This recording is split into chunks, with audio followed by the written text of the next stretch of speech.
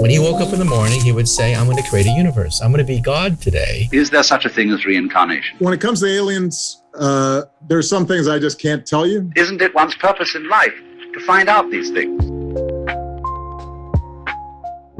Welcome, everyone, to another edition of Garden of Doom presents the Book of Black. We have been international for the last 4 weeks in a row. We started in Canada with the Iceman. We went to England with Mark Haskins.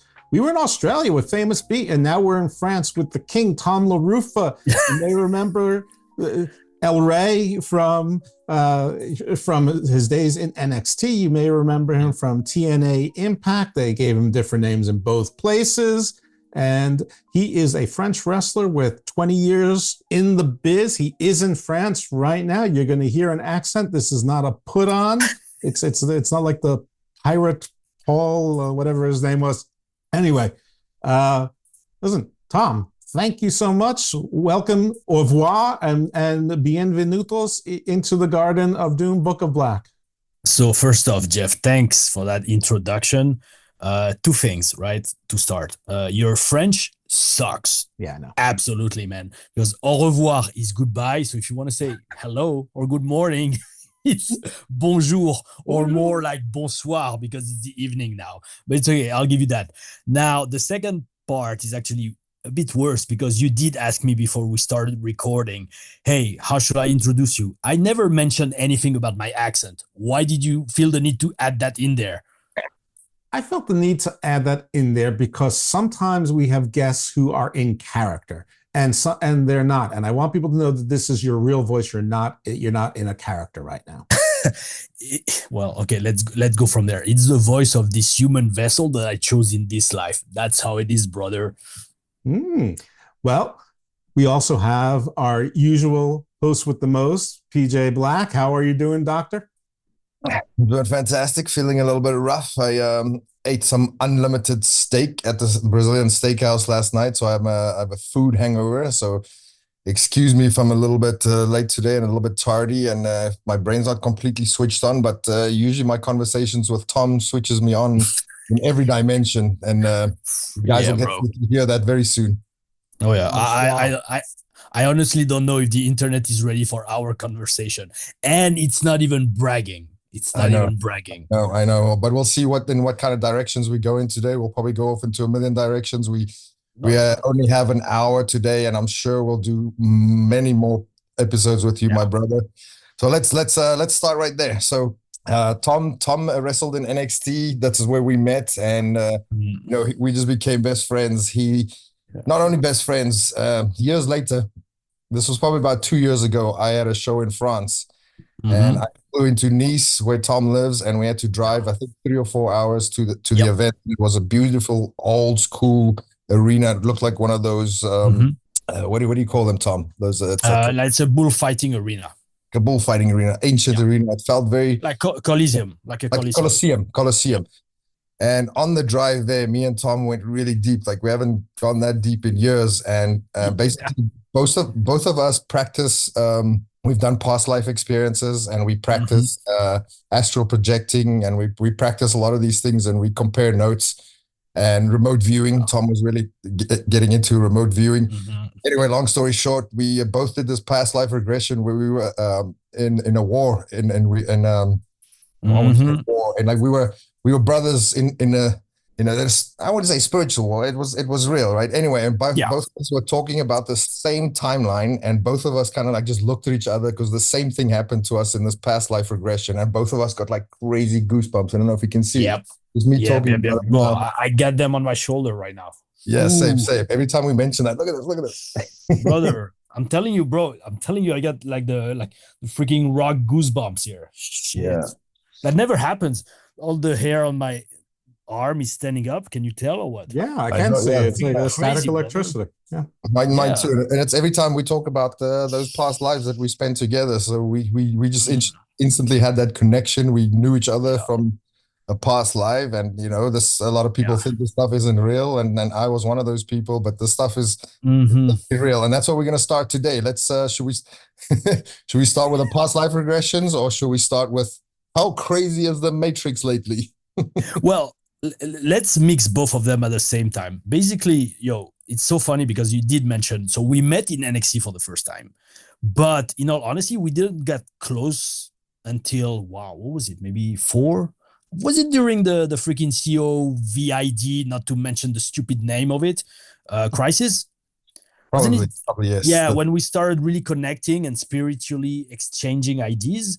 And yeah, it's man, like yeah, so definitely the matrix is crazy right now. But what's crazier, I don't know for you, man, because we haven't, well, I know you had the knee injury, so I keep checking on you regularly, but lately, man, the energies have been crazy, like crazy. Synchronicities, not just manifesting, because I'm honestly getting tired of the word manifesting, because everybody now gets to, oh, I want to manifest. I want to know how to manifest things, because they think that anything spiritual is about gaining something. It's about, okay, I want the spiritual to help me the material. No, that's the other way around. You use the material to get more spiritual. But anyway, yeah, it's lately, man, it's been crazy, bro. And I'm not even watching the news anymore. I'm not even. Yeah, no, same. I want to just tell a quick story here. So during that C19 crisis, we were all sitting at home, and this is when me and Tom started exchanging notes. Yeah, and I've been practicing this. I've been looking into astral projecting, and we were both meditating at the same time. So we did a little experiment, and this is going to blow your mind. And this is a true story, by the way. Tom started painting. He started making incredible art, and he started. Yes. We both love Da Vinci and that whole era, and all those people who also studied these things. Hermes, Trismegistus. Yep. Both. I read that the tablets of emerald. So did he, and I mean, we both felt a strong connection to that. So, and we were both this is when I was meditating 2-3 hours a day. Anyway, long story short, Tom was creating this beautiful art, and he wanted to create a painting for me. So instead of telling him what I wanted, he goes, yo, let's at this time sit in meditation, both at the same time, and I'm going to send it to you. And I was like, oh, okay, yeah, this is going to be interesting. So what I sent to him that day, 2 months, before I tell you the story, 2 months later, this painting comes in the mail, and it was exactly what I pictured. Yeah, and let me tell you what I pictured.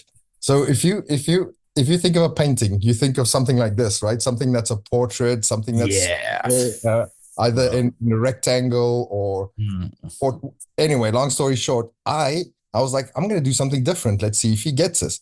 I was thinking of a triangle.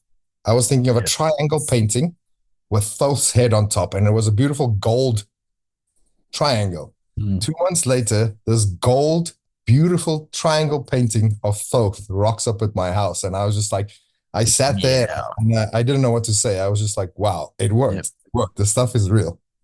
Yeah, man. It's again, sort of those things, and honestly, like exactly like you said earlier, like when you talked about past life and how a few years ago you wouldn't believe that, but now you're convinced of it. Bro, I'm the same, man. Nothing, in all honesty, I swear, nothing surprises me anymore. Nothing. Like, I know we've exchanged a lot, especially in private, about sending us links, sending each other links about, okay, have you seen that stuff? Have you seen that guy? Have you seen that girl? The things she talks about, it's crazy. One of the things that I love, I can't remember who said it. Might have been David Wilcock, maybe? I think. Well, basically they said, fiction, to be believable, needs to be anchored in reality. Anytime you watch science fiction or a movie, it needs some basis in reality for people to believe it. Otherwise, they won't even care, or they won't even think about it. And it won't have the effect you want it to have on people. But reality doesn't have to obey those rules. Like whatever it is that we call reality, which is basically whatever we perceive as reality, whether it's through our 5 senses or our spiritual connections. Well, real reality doesn't have to abide by the rules of basically abiding by reality itself. Basically, reality is stranger than fiction. And once you accept that inside of both your, I was going to say your intellectual, but also spiritual, emotional, physical body, man, anything's possible. And you're not surprised anymore by anything. And what you said about the painting doesn't surprise me anymore. The past life stuff, it doesn't surprise me at all. Man, it's again, like the past few months and past few weeks have been crazy, bro. I've had some experience. Hear about it. What's been crazy? Tell me. seeing people shapeshift. Oh wow, yeah. Those videos, I don't know. We might have to slap a disclaimer on this if we talk about it, but tell me some of the ones that you've seen. Well, again, I don't want to go into the details, brother, but it wasn't like daylight. It was in the dark, full night, like not full night, full moon, bro. And I was with that girl, man. And bro, in the dark, her face started to. It's up the dark, like semi-dark, right? And again, bro, I don't wear glasses. I've got good eyesight, man. Something was not wrong. I didn't feel like, and she was a witch too, by the way. So yeah, it's like definitely her face wasn't the same. So I'm like, whoa, what is that? I was actually excited by it, like feeling like, whoa, it's happening, because for so long I've been wanting and trying. Like I've had like supernatural, I guess, experiences, but that one was connecting with my eyes, man.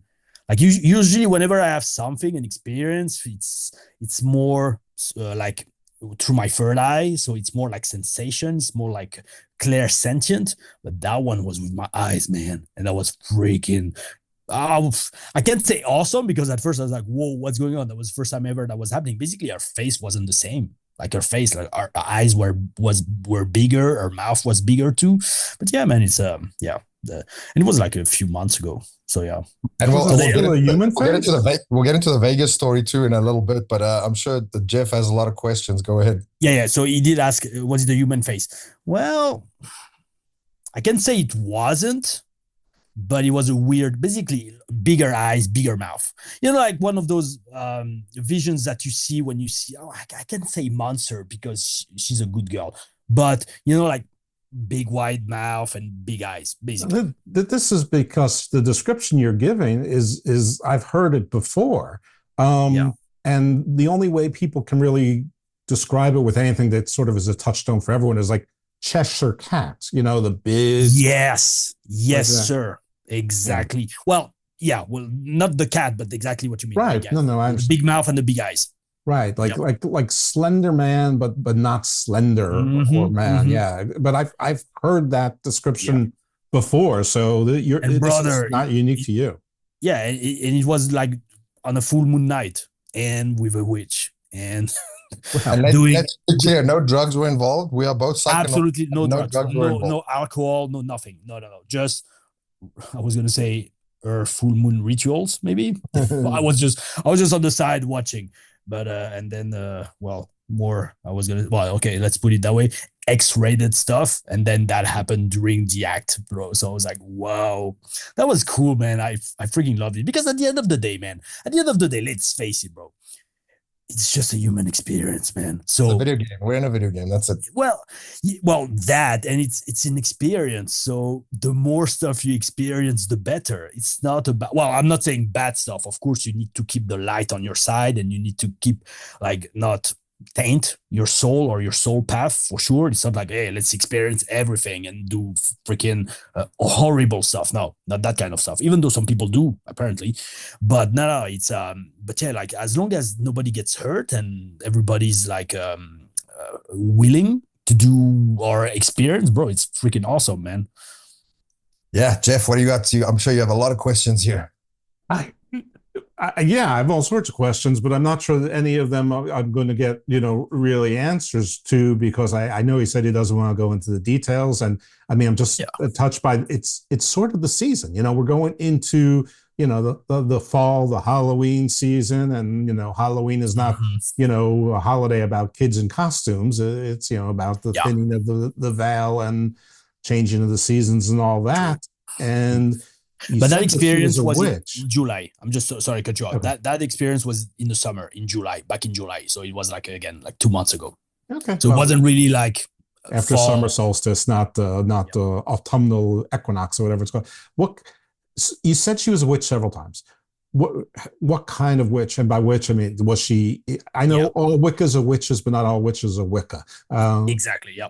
So the thing is, definitely Wicca and more into the Nordic witch type of stuff. Now the thing is, okay, here's the thing. Well, I don't know for you, PJ, and I don't know for you, Jeff, but one thing I love about this incarnation is that, bro, I'm like a magnet for spiritual girls. And I love that. And I'm not just to have fun or sex, not that, but just as friends. I have so many girls that are connected. That's how I call people. People that are connected to the energies, connected to the other realms of existence and the other realms where you can feel either entities or, energies. So I've met quite a number of either, how do you call them in English? People that help souls go to the other side. How do you call them? Mediums? Mediums, How? watchers, mediums. Mediums in a way. In French, we have an expression that's called passeur d'âme. It helps souls pass on the other side. Guides, an empathic guide. Yeah, but they're human. But they're humans. They're humans. They just feel souls. They feel the dead person. They see them and they make them understand, hey, it's time to go because you're not alive anymore. You know what I mean? Mm-hmm. Okay, so again, girls like that or connected girls that see the auras around people and witches. So I've met a few witches in my life, especially in the last few years.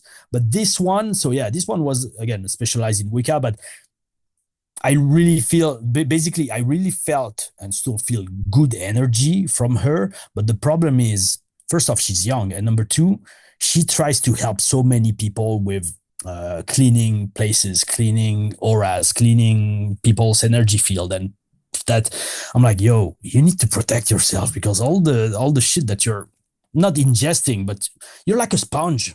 We're all sponges anyway. We attract the energies that we're around and we're connecting with. So if she's into like not so much exorcism, but cleaning, and sometimes you clean places where there's entities that don't really want to go. So if you don't really protect yourself heavily, or even if you help people that are possessed or like surrounded by bad entities, well, those entities, they're gonna try to look for a way to get revenge on you if you're trying to make them go away. So yeah, I keep telling her, like, she has a very good heart, but I keep telling her, yo, you need to really make sure that, again, your energy field is bulletproof, because if it's not, my God, can be bad. Well, I'm looking at you, and you're, I'm not surprised that you're, attracting that. First of all, I mean, aside from whatever spirits and aura you give off, which people definitely read the energy, you're actually a walking billboard of symbology. I mean, I'm looking at you, you've got Egyptian symbols, Roman symbols, you've got, Persian symbols, Yep. Egyptian, Greek, everything. You have a Star David Merkaba on the inside of your palm. I mean, yeah, well, inside and outside. Because the energy goes through and comes out this way. That's awesome. I need to get that one done more, actually. And also here, can you read? Starseed. Starseed, yeah. A lot of it is like I basically my vision of that. You don't have tattoos, PJ, do you? No, not yet, because I know once I get one, it's a game over. Yeah. It's an addiction, and it's nonstop. And for me, you have to balance everything out, right? So if I get something on the left, I'm going to have to get the opposite energy, the duality on the right. And exactly, and that just turns into a lot for me. Maybe I'll get my knee done now, actually. Yo, like you mentioned, okay, just a quick thing about wrestling, because we haven't talked about wrestling at all yet. Hold on 1 second. You can't, PJ. Yes, you're about to be a Jew, and if you want to be buried in a Jewish cemetery, you can't have a tattoo. Oh yeah, that's also true. Yeah, that's true. That's true, man. Yeah. Well, yeah, it's that's one of the things where it's a really life choice, because then once it's there, well, you can always get it removed, but it's never really gone. And to me, two things. So, quick thing about the knee stuff. I always wanted. I don't know if I'm gonna get it, but since I had 2 knee surgeries in NXT, ACL.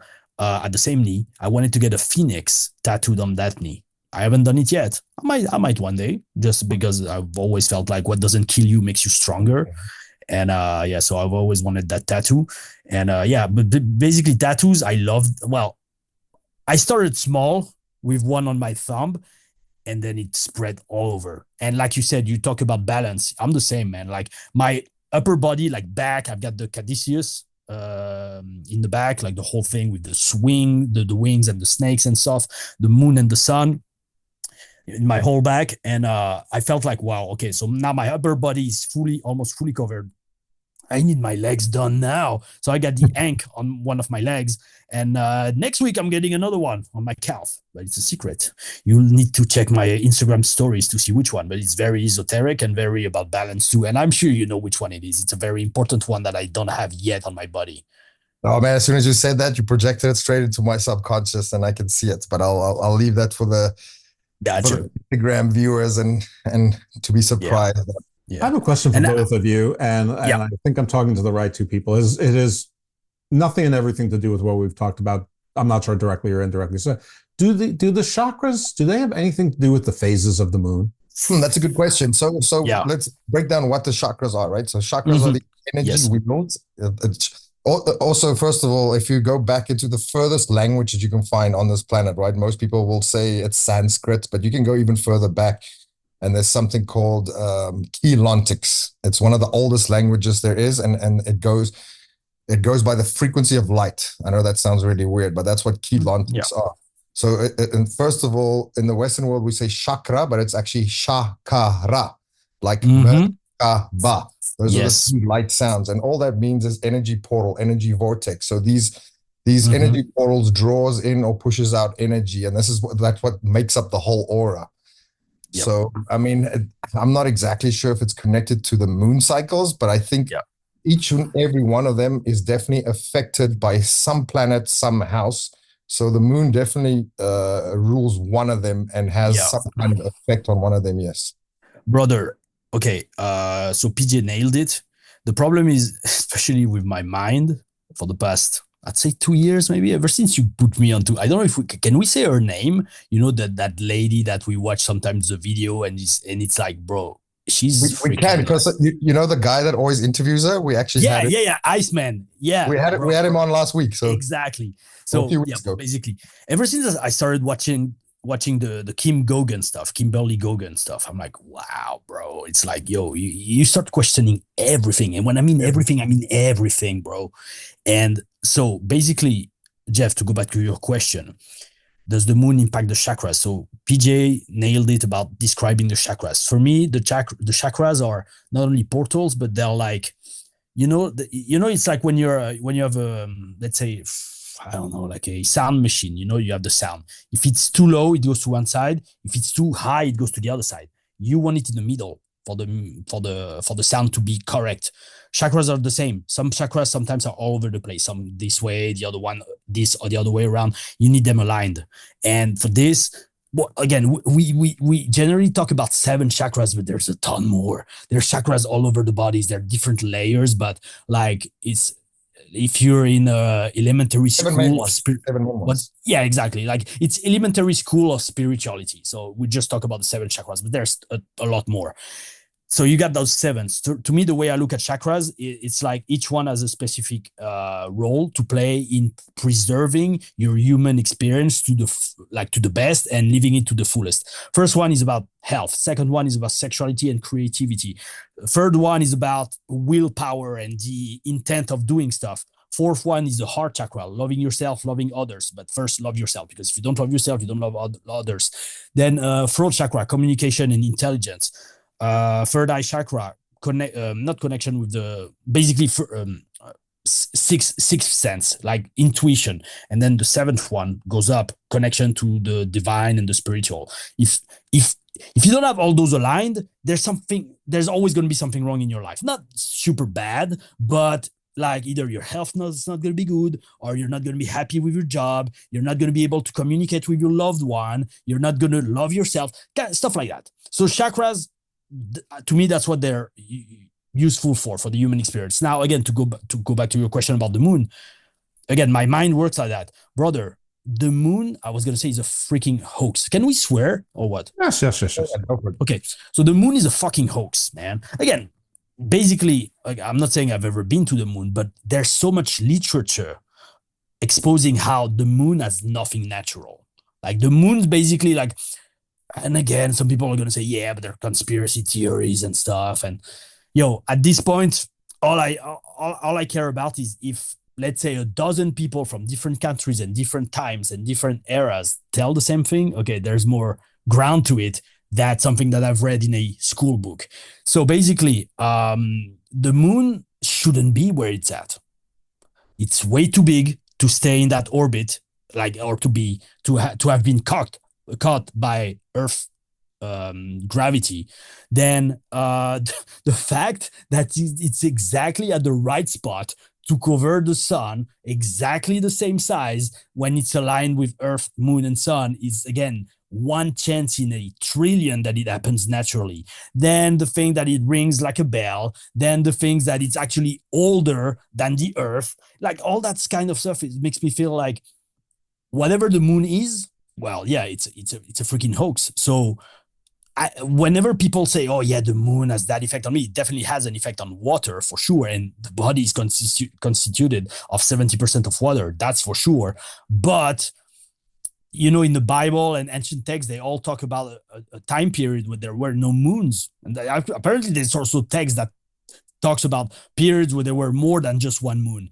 So man, whenever someone asks something about the moon, I'm like, yo, bro, I don't take the moon as seriously. You know what I mean? You understand where I come from?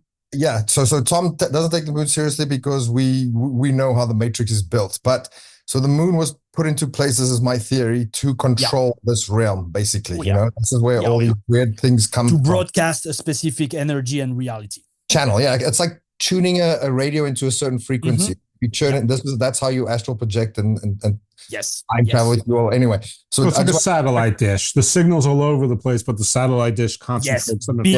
Beams it to Earth straight, and that also makes sense since we only see one side of it. It's like a gigantic light that you shine, a spotlight that you put on Earth, but instead of just light, it's information, vibes, energies that we eat all. Just to explain a little bit to people who don't know, he said first chakra. So the first chakra is at the base, the sacral, kind of the groin area, and then it kind of goes up from there, throat chakra, obviously, and then the last chakra he said would be above the head. If you look at a guy sitting in meditation mode, that's how it lines up. Anyway, so we talk about the 7 base chakras, and we know in gematria and a lot of the religions, 7 is a very important number. Now, the days of the week, we have 7 days of the week, and all 7 days correlates to a planet, right? We have Thursday, which is Thor's day, which is Jupiter. Sunday, obviously controlled by the sun. Moon day, Monday, is controlled by the moon. We have Wednesday as Miércoles, Mars, and so forth, blah, blah, blah, blah, blah, right? So everything, the 7 days of the week, the 7 chakras, the 7 white keys on a keyboard, and then you get the 5 overtones. Those are the 5 the higher dimension chakras. We'll get into that later, but everything relates to that, right? Everything. That's why we say universe. It's uni means one song. So once you experience yourself as the universe, the one song, that's when all those chakras are aligned. That's when you achieve Christ consciousness, for lack of a better term. So but the balance is in the middle, in the fourth one. The heart. You got 3 above and 3 below. Yep, as above, so below. They're all important, but that one I learned over time because I think the longest chakra that it took me to align was actually the 4th one. Yep. Because I was so I was going to say the betrayal soul injury has been the most common in this life for me. So it was really hard to start trusting people again. So I didn't work specifically on it. It just came over time and by changing my frequency, especially after I stopped eating meat when I turned vegetarian, 5 years ago. So that's why I smiled when you said you had unlimited steak at the beginning of the video. I don't eat anything that has a face anymore, a face or a heartbeat. But again, it's my choice. Again, I'm not judging anyone that does. Absolutely not. It's just my choice. And bro, I'm freaking awesome. But ever since I started doing that, I really felt like my whole frequency and energy I became so much empathic or empathetic. How do you say in English? I felt people's energy a lot more. I felt connected with everything around me, animals, trees, everything. And that's when the heart chakra started aligning. And when that aligned, everything started flowing up and down. That was great. Yeah. And the heart chakra, by the way, because all these portals give off energy, just like the notes on a keyboard. Right? So C would be the first chakra. That's 432 hertz. The second one would be 512 hertz and so forth. The heart is the one that balances everything out. And we can actually measure if you take a physical heart in medicine and you unroll it, it Mhm. looks like those harmonics. It actually Yes. showed you the harmonics of a keyboard and the same harmonics as the planets, because all the planets move at a certain space in a certain area. And it's funny because all these movements, all these harmonics are related to a frequency, which is just a color, right? Like we'll go into this maybe later with somatics. Somatics is when you put the salt on a plate and you play one of those notes and it makes a shape. So what we see, geometry is just frozen sound. And that's where that connection comes, like light is sound, sound colors, it's all interconnected and it's all attached to those chakras. I don't want to go too far into this topic, but you said like you don't need anything with a face. So I've been studying it. I mean, everything here is part of consciousness, right? Even plant is a consciousness, is a frequency, is a vibration.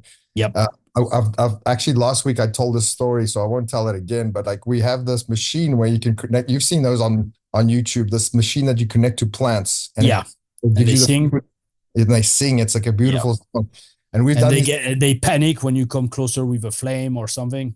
Yeah, when you move it to your mouth, they panic. They start freaking out. But when you say the prayer or you say the intention or whatever, that goes away. So that's possible too with animals. By the way, brother.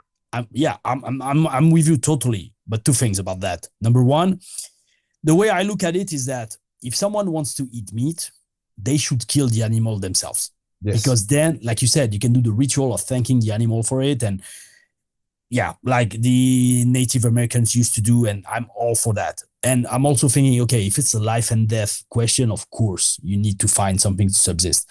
Now, the thing is, we all know, like, again, I'm sure the meat you eat or try to eat is good, or at least you try to pick the best meat, right? But, bro, the meat you find in supermarkets or even at the local butcher, bro, it's had a stinking life, a stinking death. It died in pain, sorrow, panic, fear, and you're ingesting all that.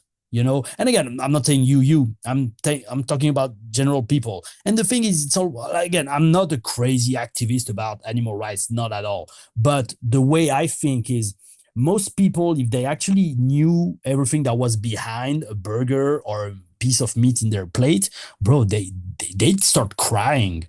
And that's how it never really happened to me, but that's how I visualize the stuff. Whenever I see meat, I see the whole thing behind. I see the whole animal, the life, and I'm like, no, I can't do that, man. But then, of course, I still eat a lot. And I know you mentioned the plants. Well, yeah, everything is conscious. Everything is alive.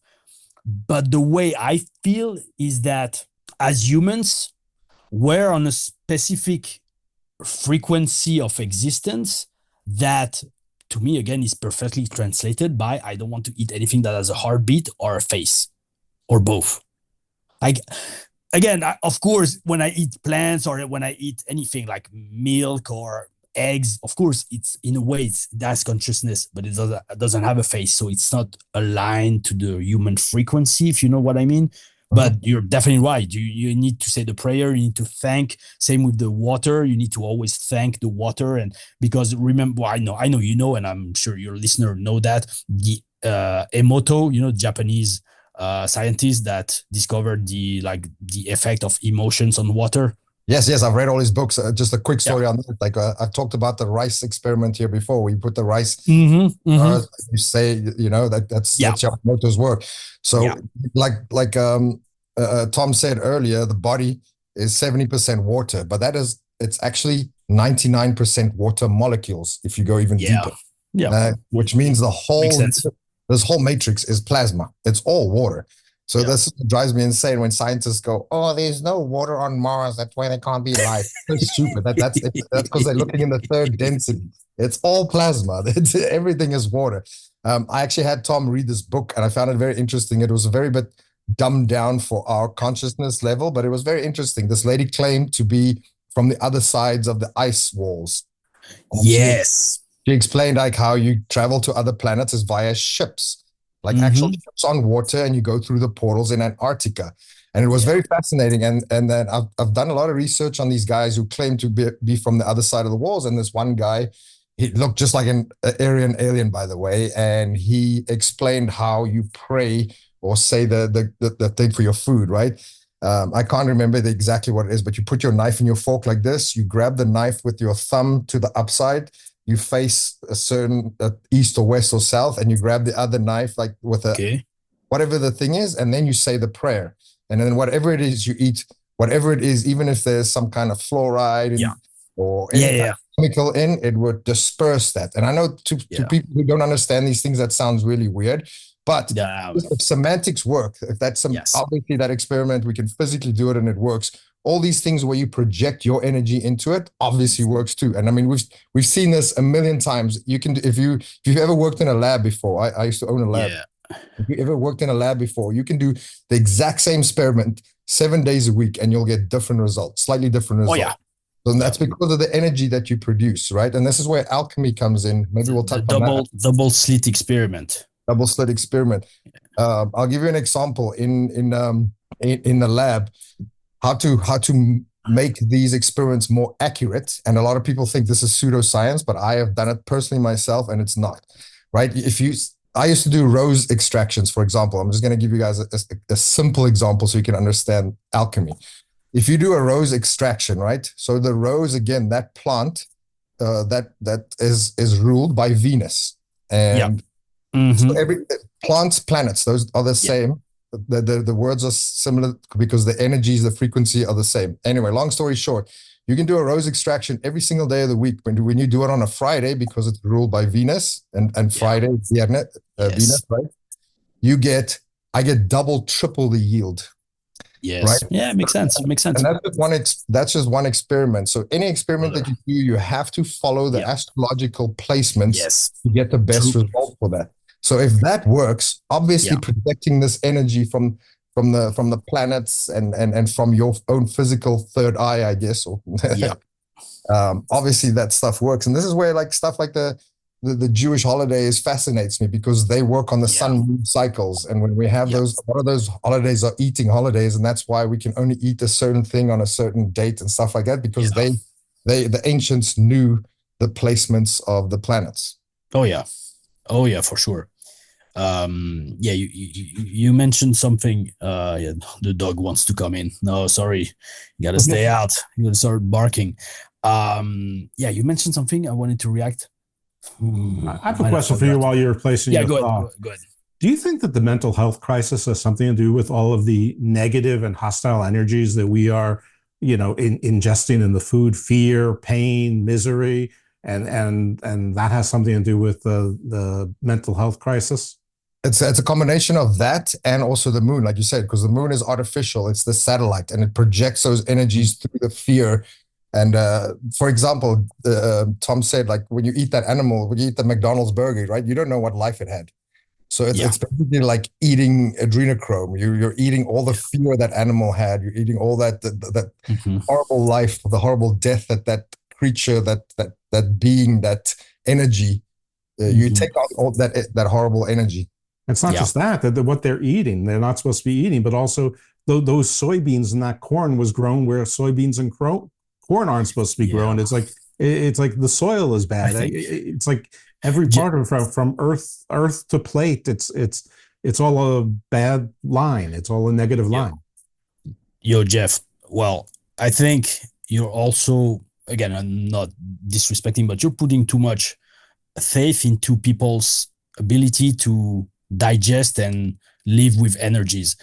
Like the mental health crisis right now, I think is more deeply rooted in the fact that it's not that we live in a society that inverts values, but the society we live in is not ruled, because nobody rules me, but the people at the top, they want to invert all the values. So that makes people, they don't know what to think anymore, especially young people. Like you basically, again, I'm not going to go into the details, but basically good is bad and bad is good. So when you implant those thoughts in young people, they're freaking lost. They don't know what to think anymore. And then you tell them, oh, well, if you feel bad, it's because you're either in the wrong body or because your mind is not right. But then you take that drug, you're going to feel better. It's a gigantic mess, because I think and PJ will definitely agree with me on that, is people get disconnected with who they are as souls, and they basically get disconnected from whatever, however you call it, light, the source, God, the universe, however you call that. Once you get that connection back, or once you get that connection, that if you never lost it, your mental health is fine, because you realize it's just a human experience. So why would we take everything so serious? And that's You know part of what the I mean? journey, is to get your path back to that source, Yeah. to God, to the light, or whatever it is, right? It's Yeah. part of the human experience. And that's why all these beings and elites, they try to corrupt these things Exactly. with the Yeah, poisons they in want our to take food you and our out of the water. path. Yep. Yeah, they want to sever that connection. They want to disconnect you from God, if Yes. you want. Well, a couple things. If you- One, no, you or no guest should ever feel like you're disrespecting me for answering a question, with your opinion and your knowledge. That's exactly why the question was asked. Secondly, I know you're on a hard hour, and we haven't touched past life regressions, and we're 20 minutes from that hard hour. So I don't know how long that takes, but if it's going to take 20 minutes, or that's a fair shake, it's probably a good time to pivot to the past life regressions. Because after you two talking that you visualized each other in a war, I'm picturing Wolverine and Sabretooth, running through the Civil War and World War I together, dying but never dying. Well, okay. First off, PJ, I know we talked about that, but I'll ask you again. How would you describe your general type of incarnations that you pick usually? I mean, that's a tough one, right? Because Yeah. we actually spoke on the episode yesterday. We spoke about the incarnations and the soul contracts. Yeah. Right. And Famous B had a very nice quote right at the end, which made me, obviously I knew it, but it just made me realize a lot of things also. He said, obviously this earth is a school. Would you take it? It's a bunch of tests that you have to go through, a bunch of karmic tests. Would you take a test if you already knew all the answers? No, you wouldn't. So it would be fun, right? So it's hard for me to explain what you asked, right? But I mean, these things come back, and this is why we practice astral projecting and past life regressions, is to get a better idea of what that soul contract was, what this purpose of incarnation is, and it goes so much deeper. I'll give you guys a quick little story. My first past life regression, I didn't believe any of this stuff, but I read the book Many Lives, Many Masters, and I encourage it for everybody to read. Of course. That guy also didn't believe it, and he started putting people under hypnotherapy, and he uncovered Brian Weiss. And he since then wrote many books on this stuff. And after 10, 20, 25 years of interviewing people under hypnosis, he started believing. He started believing this stuff. And I mean, that's a whole episode. We can do a whole episode just on that one book. But anyway, I didn't believe any of this stuff. So I seeked out a bunch of these people who could put me under hypnotherapy, could do past life regressions. And, a bunch of people failed, but the one that worked, this girl put me under hypnosis, and I experienced, it's like a dream that is real, right? And my girlfriend said to me, she goes, "Oh, it's hallucination. It's not real." I'm like, if that wasn't real, then this isn't real. But anyway, I saw myself in Atlantis. I asked her about my life in Atlantis, and we went back, and I was this war general, but there was no war. So I became this prophet. And I saw everything very clearly, like it's like a dream that you wake up from, and it's completely real, because I can attach my five senses to it. I can still remember what it smelled like, what it looked like, what it felt.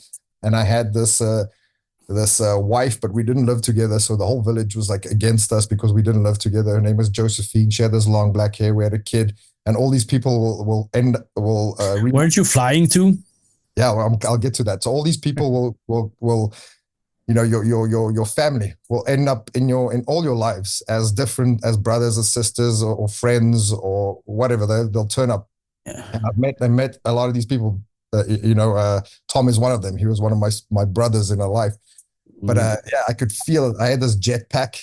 It was in Atlantis, so all crazy technology. I had this jetpack, and I was flying above the water, and I felt it. I loved that. I could see it. It was so incredible to me. It's like, if that is an hallucination or a dream, whatever, I'll take that. But it felt so real to me that it is real to me. And Exactly. Yeah. And consciousness creates anyway. So sometimes I wonder, because I've done those past life regressions hypnosis, and I've also done the life between life regression. Oh, and wow. That one was, brother, that one. Because you mentioned Many Life, Many Masters by Brian Weiss. Bro, that's the first step. The second step is Journey of Souls by Michael Newton, I think. That was his name? Yeah, fuck, I got the book that back there. Journey of Souls, it's even better because there's a difference between past lives and who you are as a soul that decides to incarnate in different lives. And so basically, Journey of Souls, it's another book that's like the next step, but it's exactly the same principle. It's like an hypnotherapist that tried to help people, but then he started helping them not just with past life, but then by going into space in between lives. It's a great, I love the book. Like, and then the second one is what is it? Journey of Souls, and fine. There's the second one is even deeper, goes even deeper into the details of how souls decide to incarnate and stuff like that.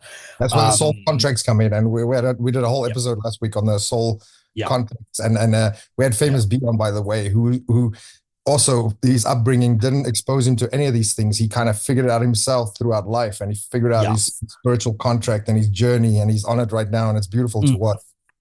Bro, so I got actually two questions. So Jeff,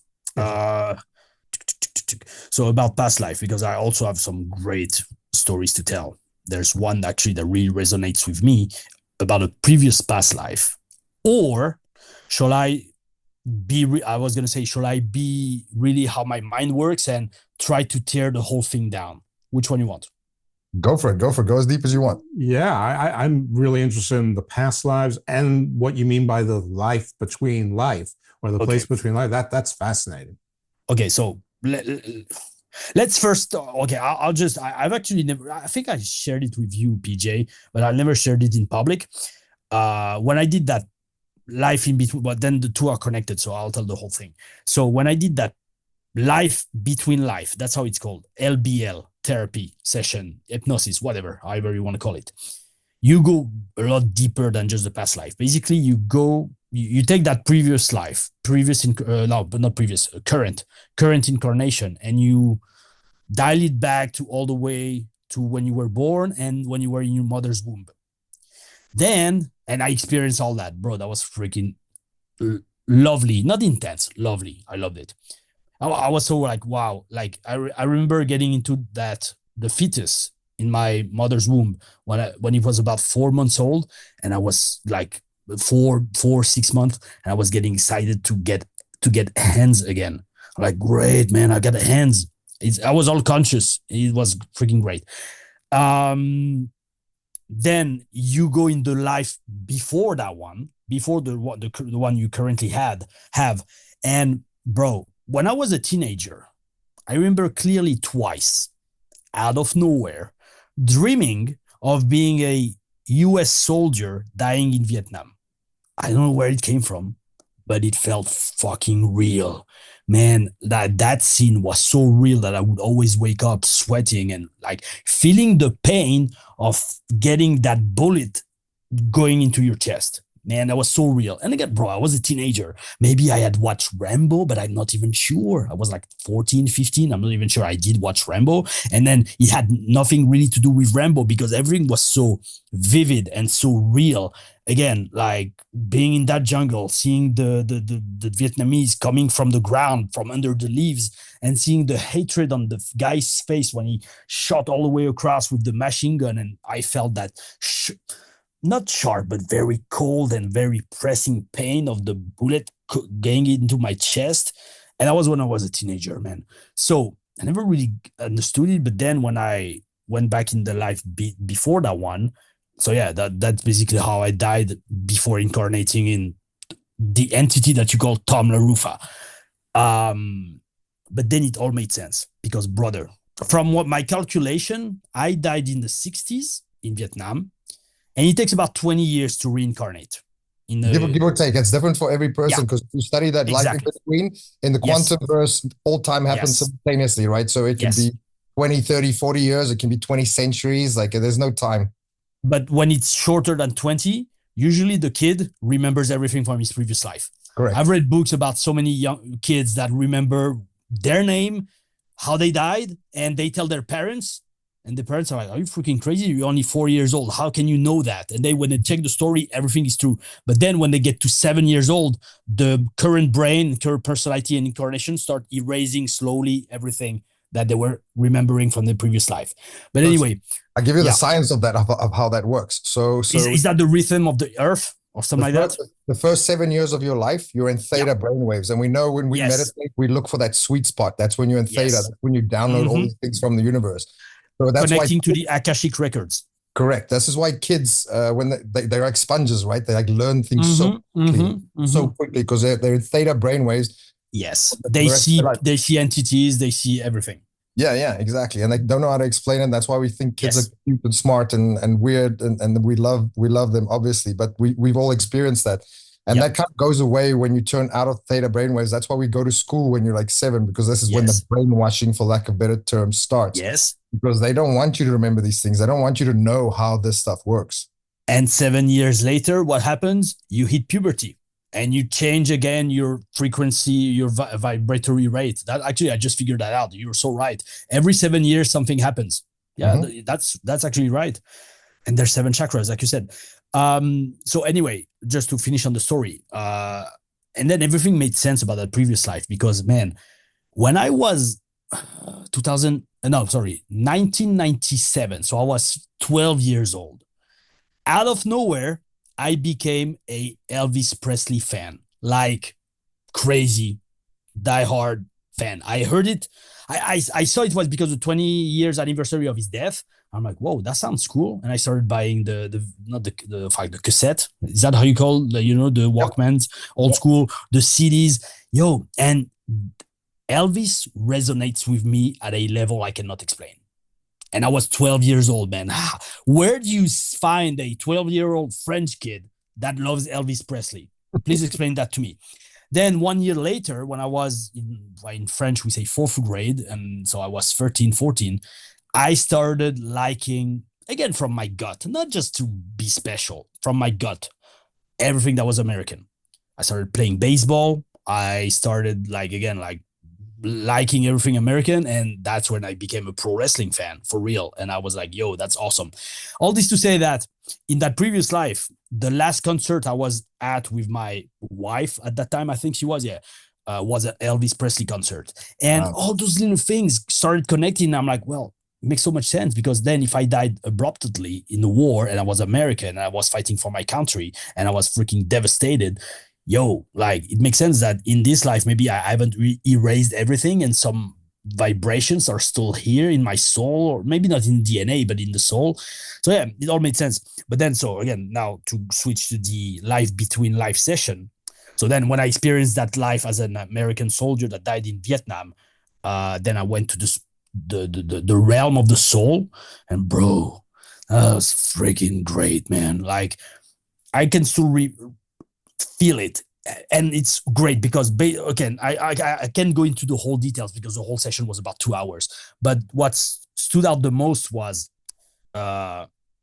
there's a presence in that realm that's everywhere and at every time, all the time. And like you feel it, you're connected to it, but you're still kind of different from it. So, and again, people call it God, again, the source, however, but I really felt it. And once I felt it in that state of consciousness, it never left.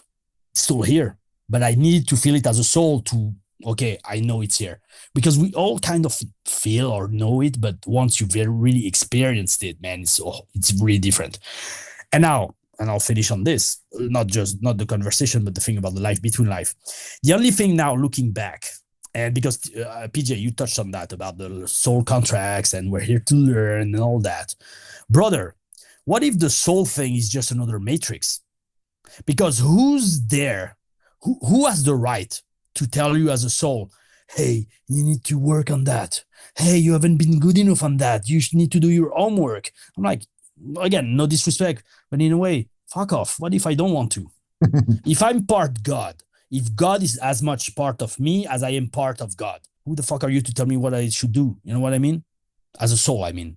You know? No, exactly. I feel that all the time, man. That's actually how I got onto this journey. I was like, wait a minute, these people are making all these human laws and things and telling me what to do, what to think, what to say. I was like, there's something up here. Like I make my own decisions. But there's laws too for the soul.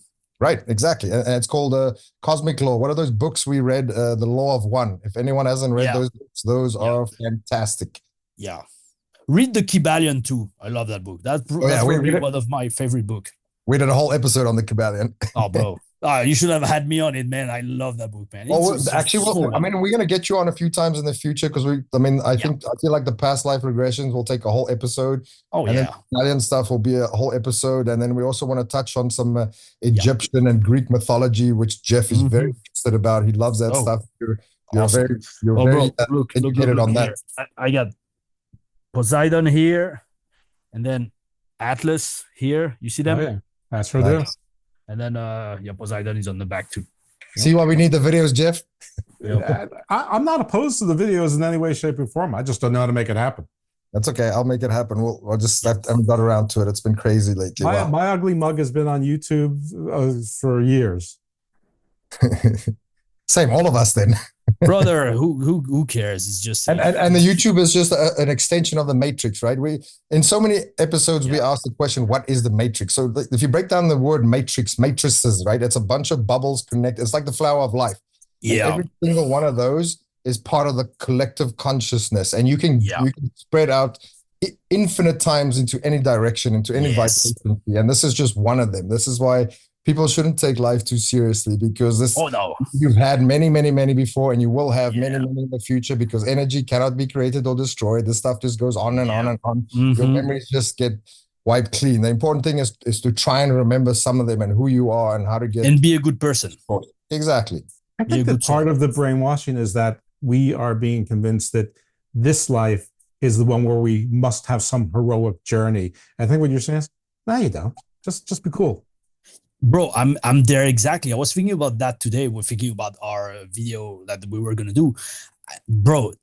I was thinking, you know how everybody, especially, so you got mainstream media, it's the shits. Now alternative mainstream media starts to be the shits too, because they're all like about, oh, we need to be saved, we need to have a savior, oh, the matrix is crumbling down. Yo, bro, what if we don't need to be saved? What if it's the experience to live through that? I'm not saying, okay, we should just abide by any stupid law and be slaves, not that. But at the end of the day, like you said, it's an experience. So yeah, why think too much of it? Just be a good person as much as you can. And if everybody fucking does that, trust me, the matrix is going to stop working really fast. Oh yeah, but I mean, we're a couple of thousand years away from that. If you look at the yugas, we'll get into more detail. Like these, like we only experience linear time in like 60, 70, 80 years that you're on this planet. But I mean, these karmic cycles, linear time. Fuck linear time, man. These karmic cycles, these yugas, they go on for thousands of years, right? And it all comes down to the gematria and these numbers again, these codes, right? It goes. I mean, we're supposedly going into the 1,000 years of light, Christ, whatever you want to call it. But it spreads. Yeah, so bro, the light is in you, man. You don't need something outside of you to bring you light. Like you're connected to the light all the time. So if you want light in your life, bring it out of you. Don't look for it outside of you. Exactly. Good way to finish it. There's that in every religion, right? The kingdom of heaven is within you. It's like people look for these things on the outside. They try to build rockets to go to space. Well, it'd be cool to go to space, brother. But at the end of the day, if you need that to be happy, you'll never be happy, because then once you get to space, you'll need something else. Yeah, man. Hey, another thing, bro. Again, I need to send you. But I know you're busy and you must be reading tons of books, bro. I started reading a series of books called Trance Surfing. It's by a Russian scientist, bro. It's freaking awesome, man. It explains the power of the mind and connected to the soul, but in very basic terms and scientific terms, but like not spiritual stuff, bro. It's freaking awesome. It's freaking awesome. Yeah, I like that stuff. Send me the link. It reminds me. I definitely will.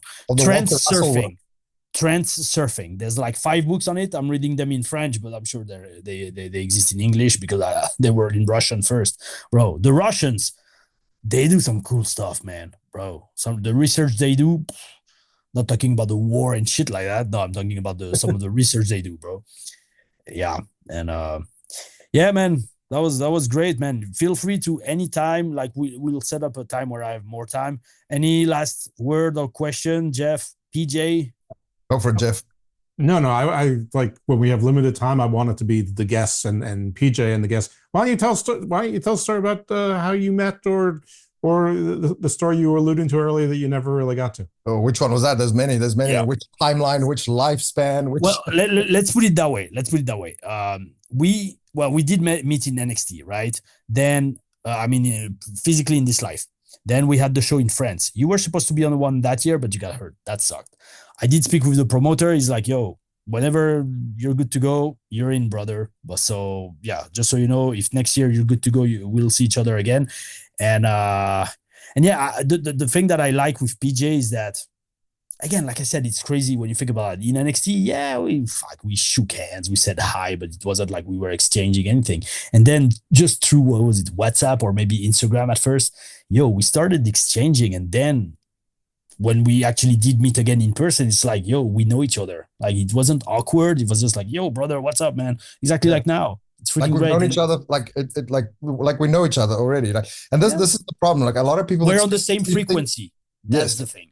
And this is a reason why we started this podcast, because a lot of people experience these things, but they don't know how to put it into words, or they don't understand it yet. Or they're ashamed. They're scared of how people would react. Yeah. Exactly. So this is also why we're doing this podcast, to make people realize and think a little bit deeper, that you have to ask questions, and there's many other things out there that we cannot explain yet. Yes. And brother, look, at the end of the day, two things. Whatever other people thinks about us, me, what I say, I don't give a crap. Because at the end of the day, this human life is only momentary. And like you said, energy goes on and consciousness exists. So why, if you're your true, authentic self, you don't give a shit about what people think of it. Again, as long as you're a good person. If you're authentically a piece of shit, that sucks. And I don't like that. And I don't want you in my energy field. But now, to bounce back on what you said, why you do the podcast, bro. Well, I did do a few videos about spiritual stuff back in the days. Now I'm doing videos about wrestling, which it works a lot. So that's awesome on the French YouTube. But, when I mentioned that I connect very easily with women, especially that have supernatural connections or powers. Why? Because, like you said, they're afraid to talk about it, sometimes to their boyfriends. Like, I can't tell you the number of female friends that I have that tell me, yeah, I see dead people ever since I've been a kid. But when they talk about that, we're experiencing that, by the way. I don't mean to speak over, but we're experiencing that firsthand in the wrestling world. So maybe you can psychically give a little permission to some of the women in the wrestling world, something to be afraid of.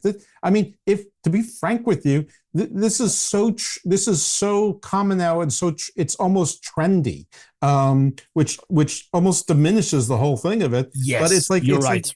It's like to not express these things at this point is almost like the outsider position. Yeah, it's like, or you're not spiritual. What? You're in the matrix. You're material. Yeah, right. No, you're right. And actually, that's a very good point, because now, like you said, since it's trendy, all the witch stuff, the tarot card thing stuff, like, it gets so big on the internet that it does lose authenticity. But bro, the real ones, them and you feel them. That's most of it. That's what matters. It's, you have to feel people and you have to feel energies, not just watch them on fucking Instagram or social media. Yeah. And then when you feel them, you see their face shift, like shapeshift. You see their real true form. Well, bro, we all have a specific form, as souls. We don't really look like our human vessels. A little bit, but then the higher you go in frequency, you just become like a freaking, what is it, like a